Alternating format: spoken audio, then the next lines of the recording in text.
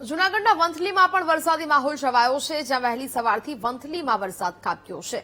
લાંબા સમયના વિરામ પછી વરસાદનું આગમન થયું। વરસાદને લઈ મગફળી, કપાસ સહિતના પાકને ફાયદો થશે।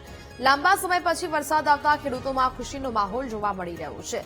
વહેલી સવારથી વંથલીમાં પણ વરસાદ વરસી રહ્યો છે। જૂનાગઢના વંથલીમાં વાદળછાયું વાતાવરણ અને ત્યારબાદ વરસાદી માહોલ જોવા મળ્યો છે। સંવાદદાતા જય ફોન લાઈન પર જોડાયા છે। જય, વંથલીમાં વરસાદી માહોલ જામ્યો છે, શું સ્થિતિ?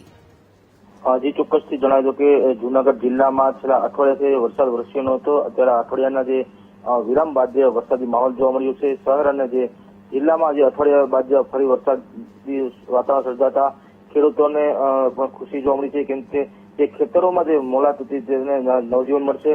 મગફળી અને કપાસના વાવેતરને પણ આ ફાયદો થશે। હાલ તો જે સમગ્ર જે તાલુકા છે અનેક જે તાલુકા છે તેમાં વરસાદી માહોલને લઈને ખેડૂતોમાં પણ ખુશી જોવા મળી છે। જી બિલકુલ, જાણકારી બદલ આભાર।